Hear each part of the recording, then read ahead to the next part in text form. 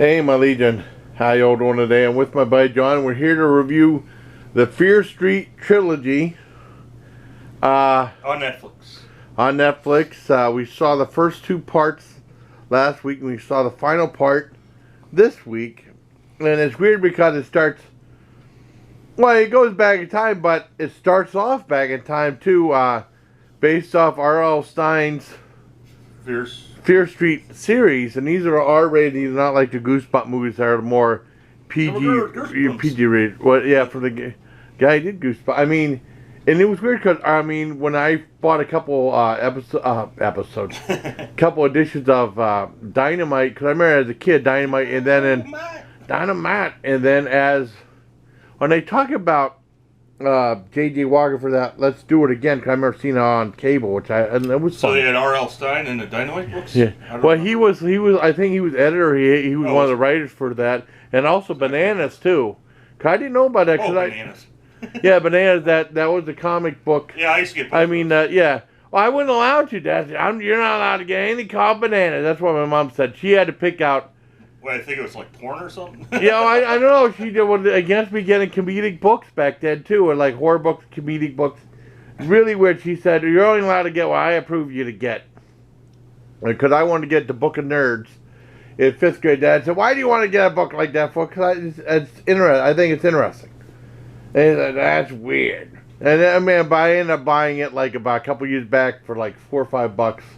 And R.L. Stine was involved with that because he was involved with Scholastic. Yeah. But I never heard R.L. Stine until the Goosebumps series happened in the 90s after I got out of the Army. Yeah, you younger kids, you got to read R.L. Stine. All I did was Stephen King. yeah, Stephen King, Ray Bradbury. That's a funny thing. Is like the only problem I have with Stephen King is he's too damn prolific because I don't think I've read a Stephen King book in this century. Just because I had to move on to other authors. I love Stephen King. But he writes so much, I need a break to read other books. Well, I've read some Stephen King. Written, I think they said in one interview, like around 50 books. Yeah, he's still, he's really still plugging away. Most of them are like novels. And some of them are thick novels. Too. Yeah, did you read the short story he put out online, short story about the... I might have downloaded it. I think I have it downloaded too on the one thing, but it's, it was only like 15, 20 minutes. I liked it. Was the cool. Green Mile the one that he released it like... In a bunch of ebooks? Yeah. And I didn't get that. I didn't read those, but I saw the movie. Yeah, I got the collection of the books. Yeah, I remember getting like the Girl Loved Tom Gordon. There's supposed to be a movie coming out eventually. That would be really cool. And this is the Fear Street series. Starts part 1 was 1994, then part 2 was 1978, and part 3 was 1666. And it involves this place called Shady Side, Shady Side, and it's like what's the other Cursed and Bad Luck. Yeah, what was the counterpart? Sunnyvale? Sunnyvale. Yeah. Not to confuse the Sunnydale for Buffy the Vampire Slayer. And it's like, and it's like one good, one no good, and then it has all these murders and stuff like that. Yeah, so many years murders take place, and the rumor is that this witch Sarah Good cursed the place after she was... Sarah Vale. Sarah Good. What? Sarah Good? Oh. Okay, yeah, cursed the place. I thought so, what her name was. Seraphine. No, Sarah Fear. Sarah Fear. Good was the other family. Yeah, Sarah Fear and Miller Good. So, it's really weird. There might be a Sarah Good. Actual historical figure, maybe. Sarah Good, maybe that's something confusing. Yeah, it's really weird because in the drawing community, two people, Sarah and Miller, and that, it's just kind of funny that both names reflect on here. But anyways, 94 revolves around then finding out some of the secrets it involves in like a shopping mall and a killer and stuff like that. It's really interesting. Then I think 1994 is the most fast-paced, the first one. I give that maybe an 8.5 out of 10. And then the second one is 1778, and it's set like in a summer camp or sleepaway camp. Yeah. That's more like a Friday the 13th or sleepaway camp type thing. A lot of references to other movies, and I was reading trivia. that camp was the same one that used to film Little Darlings. Oh, I remember seeing that. Yeah. And Jodie Foster. I can't remember why the hell that was R-rated. I don't remember. Yeah, there was Sarah Good was an inventor. Oh, okay. Cause it sounded familiar. So that's why I think I was getting confused. She was the second known African American woman to receive the U.S. patent. It's like, okay, so that's probably why I'm thinking of Sarah Good. Yeah. We got Sarah Good on it. And I was getting it mixed up. Yeah, there was Good and Fear were the two families. Yeah, and it revolves around the Switch and all the thing that happened. And 1978 revolved. I mean, it was more of a slower. I mean, the first one is very fast paced. The other two are more drawn out. Oh, cool. And well, I'm just learning on the title post one. Yeah, and they had some great actors too. Yeah, I mean, it's very R-rated, not for, not like a teenage or tween type audience. They'd probably watch that stuff like that big time, anyways. And that was really good how it invades the summer camp. And I give that probably 8.5 out of 10. Now, the last one goes way back in time to the origins of the whole what happened. Yeah. Everything that happened. And it's cool that it goes back in time, and I think and what they did was they took the actors and actresses from the first two and had them play the roles of the people from that time period. Like they do in like a lot of TV shows and stuff when they go back to the past. And they did something like that. But it wasn't cheesy, though. Oh, not at all. Very serious. I mean, there was comedy in the first one, I think. I mean, there was some comedy. Yeah. I don't think there any in the last one. Right. But, I mean, the last one goes back to, like, the days of, like, Salem witch trials and stuff like that, the Crucible. I remember seeing movies like, on Lake Great Horatio Hopkins, Witch Finder General. I think Night of the Blood Monster was back in those times, too. But I remember seeing it was The Bloody Judge, a Jess Franco film. I remember when American International got it, they called it Night of the Blood Monster, and I remember Chris Lee said, where the hell was there a blood monster? There wasn't any in there. Because it was called A Bloody Judge. I got that through Blue Underground a long time ago. Watching my dad and said, where do you find these movies? That was on Lake Great Horatio, Night of the Blood Monster. But I didn't like it because there's no blood monster in it. But I mean, I appreciate it now after seeing it, right. And then Christopher Lee, of course. Like Chopping Mall. The cover of Chopping Mall. Yeah, that reptilian hand with the body parts. Yeah, I love Chopping Mall. But now they're going. That poster had nothing to do with the movie. And then But that's why a lot of the art was for a lot of movies. The artwork would depict stuff that had nothing to do with the movie, just to lure you in. Especially if it was for the video market, because that way it would stand out among the other videos at the video stores.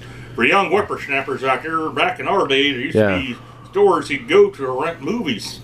Well, I mean, one of the classic examples is House of Psychotic Women.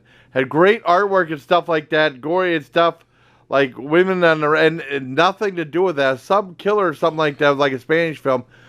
Nothing to do with it. It kind of sucked, but the artwork was so cool. Well, that one guy, I forget his name, brain for it now. He's got 3 different studios. I can't remember if he did his company produced the Puppet Master movies or, you know who I'm thinking of? Full Moon Charles Band? Yeah.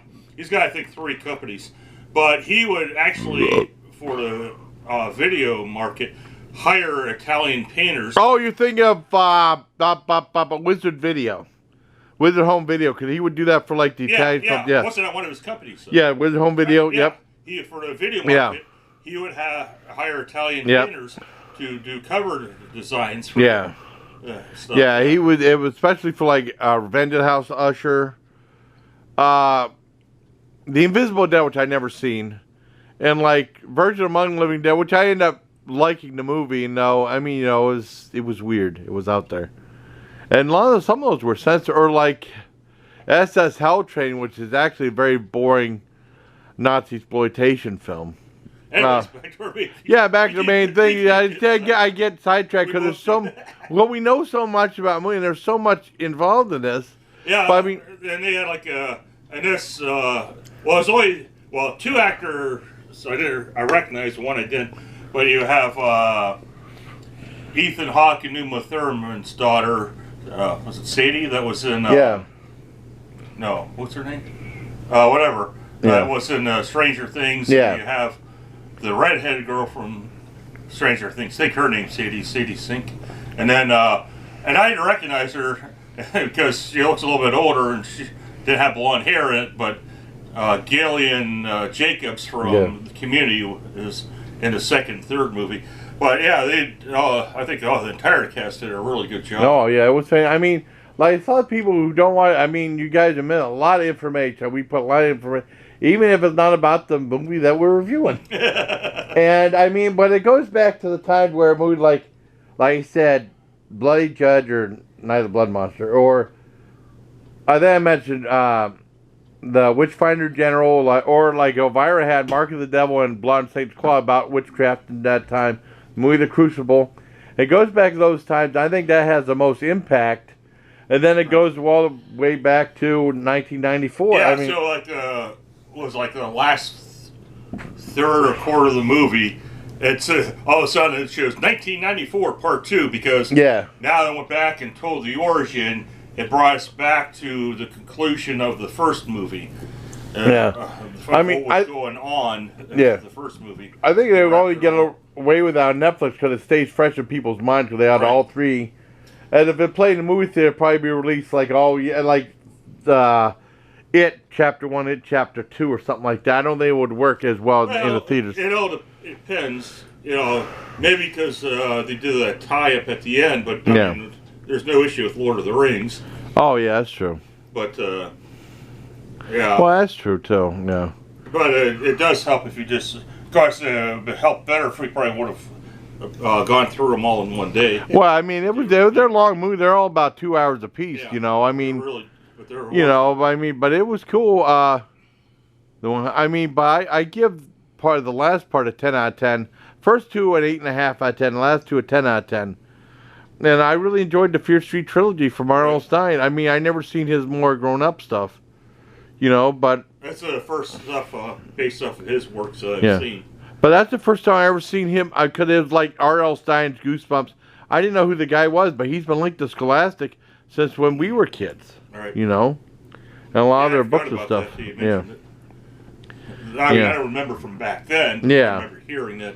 He did all that stuff. Yeah, Bananas and editor and writer and stuff. Bananas, Dynamite, and the Book of Nerds and like a lot of other stuff from there. I don't know if he was responsible for Encyclopedia Brown or anything like that, but oh well.